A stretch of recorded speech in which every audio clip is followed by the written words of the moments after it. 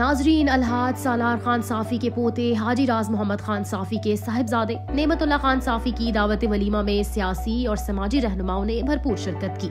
जिसमें साफी कौम इत्तेहाद रजिस्टर्ड पाकिस्तान के बानी हाजी शरफुद्दीन साफी और मावन खसूसी हाजी हबीबुल्लाह साफी, मरकजी तर्जुमान मुस्लिम साफी सूबा पंजाब के चेयरमैन इस्माइल साफी और सूबा पंजाब के सरपरस्त आला जहान शाह साफी और सियासी शख्सियात हाजी गुलजार आका खेल, सरदार गुल मोहम्मद आका खेल, नजीर अहमद भुट्टो, इमरान यूसुफजई, जावेद अरसला खान, शाहिद आराइन, इकबाल जदून, खलीलुर रहमान जदून, तारिक शमसी, शेरू बंगश और मोहम्मद अली यूसुफजई ने शिरकत की। तकरीब के मेहमान खुसूसी हाजी गुल रहमान, हाजी नूर हुसैन, आसिफ खान, जाजेब शाह साहब, सिकंदर खान ने अपनी तशरीफ आवरी से महफिल वलीमा को रौनक बख्शी। जी नाज़रीन, मैं हूँ आपका मेज़बान मोहम्मद अयाज। आप देख रहे हैं 3 स्टार न्यूज़। नाज़रीन, आज मैं कज़ाफ़ी टाउन मौजूद हूँ। यहाँ एक प्रोग्राम मुनक्कद किया गया है। साफ़ी कौम इत्तेहाद ऑर्गेनाइजेशन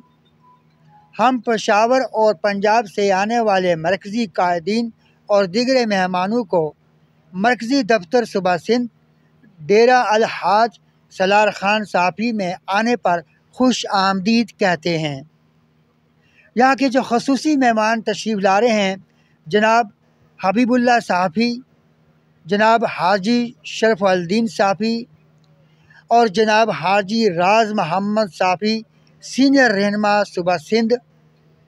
जनाब जान शाह साफ़ी सरपरस्त आला सूबा पंजाब, जनाब अब्दुल रहूफ साफ़ी सदर सूबा पंजाब, जनाब मुस्लिम साफ़ी मरकज़ी तर्जमान, ये तमाम हज़रात मौजूदीन शख्सियत यहाँ पे तशरीफ़ लाएंगे। जहान दो कुर्बानी वो रसीदा दादा शाह किरदार दे दादा अली शरफुद्दीन किरदार मन की निकली दते द अजमन चंदा बस 208 साबु की दास उस मरे नश्ता चागदी मैदान तरह उछत सेरे और द साफी नु में उछत करे पूल साफी सलीम खान बाजूर दे उन्हें जी सलीम खान कार खराब सलीम खान साफी क्यों जाएगा काका तो बोलने ना सिवाऊंगी काका भी जिंदाबाद दलता राजमा हां राजमा साफी